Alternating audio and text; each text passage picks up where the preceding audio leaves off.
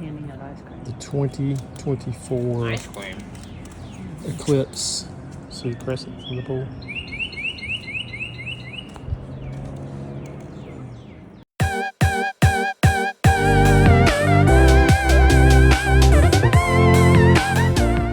Okay, just a few miscellaneous things to finish up on this episode for the engine, including we're going to rerun the gas line back to the tank, the fuel line that is, because I'd rather run the braided hose AN fittings like we have for the fuel rail system up here on the front. Went ahead and did the cold intake, shrunk this up, got this in place. I've got a new mass air sensor coming because the corners broke on this one. Frankly, we need a new one anyway. So just a lot of miscellaneous stuff, even some loose end wiring we need to do. In and around the engine, I got several ground points that need to be done, so just a bunch of miscellaneous stuff on this episode to get us to first start. There's a fuel rail sensor on the stock fuel rail that reads the pressure, so what we got to do is move it from the driver's side of the engine over here, where we've located it on this side, connecting it to our system using this trick flow adapter. We're going to get rid of this hard line, like I said, and move it over to a braided hose and AN fittings all the way back to the fuel filter. There's no magic to this. There's 3 wires. I've got some wire from the kit. I probably should use different color, but that's okay. I'm going to be doing this right now. We're going to splice them using these solder joint connectors. I really like these things. They make a great fit. I'll show you how it works. And really, then we'll wrap it in some heat resistant tape. So these solder sleeves are pretty neat. All you do is, let's go ahead and put I'm going to put a shrink sleeve over them. But pretty simple process. Strip either end and then insert it into the fitting past the red dots. Same thing on this end. And then use a heat gun to loosen the solder and it has a shrink tube around it. I just wanna take it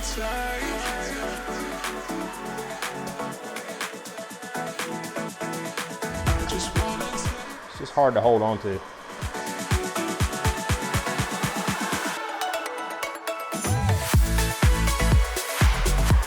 Solder melts and you got a solid connection.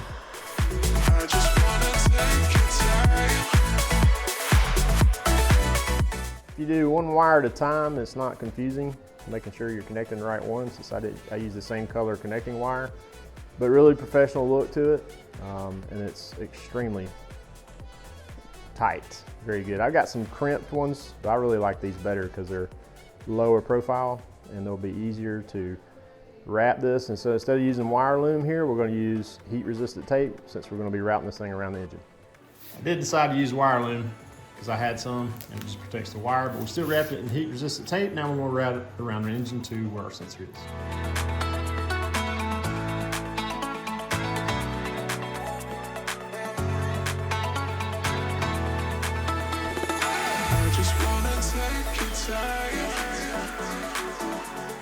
Now to reroute this fuel line, get rid of the hard line Factory Five provided and use this braided stainless steel hose, or this braided hose.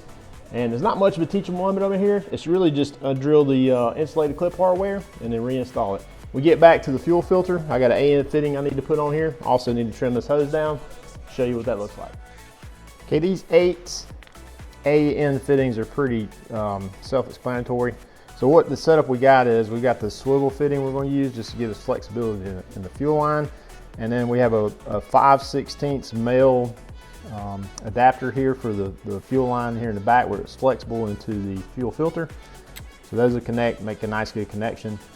All of this I got from Amazon. These are all Evil Energy. So they're pretty reliable. So I went through multiple iterations trying to figure out what I wanted to do. So I bought several different types of fittings, but ended up with this configuration.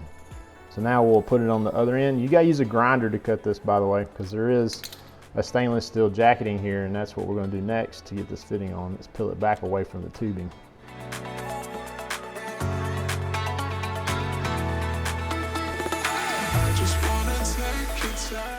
Really hear that biting into it. All the way down. She's right there. Scratch it a little bit. There we go. So now we'll put the bar fitting on the end of the hose there, and we'll have the fuel completely connected to the engine. We're fully connected now. We got the braided hose from this connection, which is right here to the fuel filter right here. all the way up to the front of the engine. So the fuel system is completely connected, including that sensor. Got a few miscellaneous wiring things we're gonna do. So the wire harness diet that came from Wire Diet, he sent this back. There's 2 wires here I need to connect to the alternator. I guess these need to charge something related to the instrumentation panel. And then rest of this is, these 2 are for sender units for our auto light gauges. So we really won't do anything with those. We're gonna go ahead and connect this to the alternator and do these ground points. Next up, we're gonna install the parking brake and the parking brake cables, connect those back to the rear calipers and get this thing safe. So when we are ready to roll it, go kart it, we got a way to make sure it stops. Even though we know we bled the brakes, it's always good to have the backup for the parking brake. First thing we're gonna do is remove this small bracket that keeps the adjustment gear from turning, and then put these U connectors on, because these are used because you're gonna be bolting up from underneath. So we'll slip these on here. These came with a kit, but I could not find the bolts for this. These are, end up being like whatever size that is.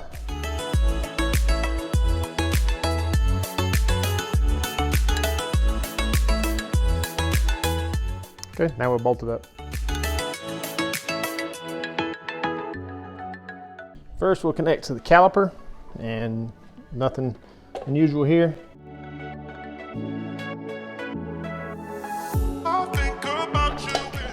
Now, run the cable up to the handle. You can see I already have the passenger side installed.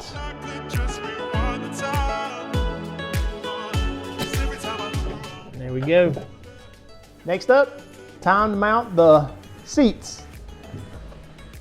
Now there are a few things you need to do first, like mounting the transmission tunnel aluminum.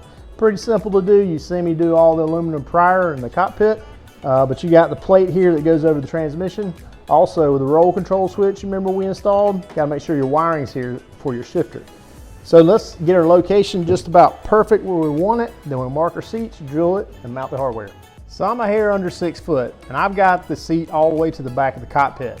And there's still plenty of knee bend right here. So you want to move it all the way back unless you get the adjustable seat tray, which I believe Breeze Automotive makes. So I've got it centered where I want it. Now we're going to mark it, drill it, and mount it.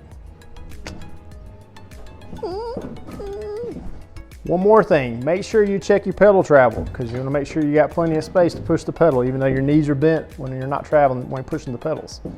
So centered, pedal space is good. Let's mount it.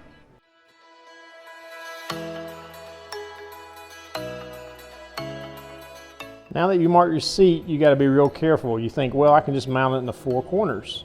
No, you can't. There's actually a seat plate right here that you mount to. And I marked where there's a structural tube under here to this side, and the main 4-inch round tube is right here. So really the only place you can mount the seat is in this area. So that's what we did, and taking that in consideration, I'm mounting it in 5 places, 1, 2, 3, 4, and 5. So you don't have all that space to mount like you think you do because of how the structure is under here. So if you mount to the back, you're in just plain aluminum. So you gotta stay in that black metal, which is the seat pan. So I'm running through my hardware pack from Atlanta Fasteners that comes with your kit, and I cannot find what they say we're supposed to mount the seats with, which is a socket head, round headed bolt and lock nut. I found the lock nuts, but unless I've used these somewhere, I don't get it. I just think that since Factory 5 subs this out, you're missing some hardware.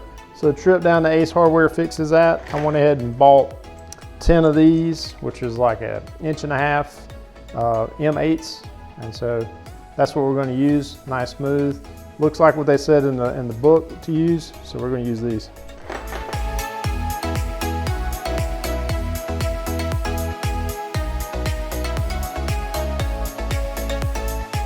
So I did pilot hole these because I want to make sure that I was right and those marks are correct.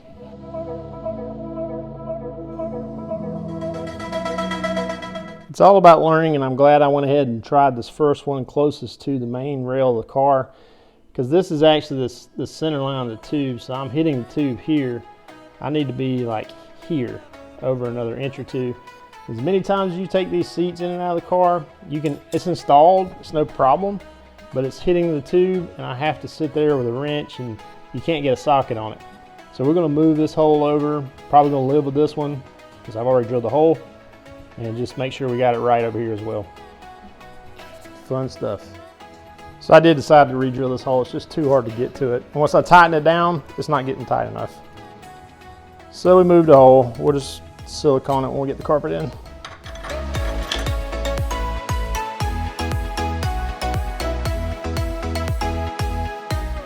Okay, these two are tight. We're just gonna set these in here because the seat's gotta come back out. Do the passenger side next. Well, that's a lot for this episode. Miscellaneous wiring on the engine, putting the seats in, fixing the cold air intake. Now I think we're ready to hit the dash, which includes all our instrumentation, which gets us to the final step of hearing that engine run again. So next up, the dash, the gauges, and all the connections that come with them. And here we are at our peak. What is it, 85%? Yep. Cool, you don't have to squint. You can just open your eyes. The sun is not that bright.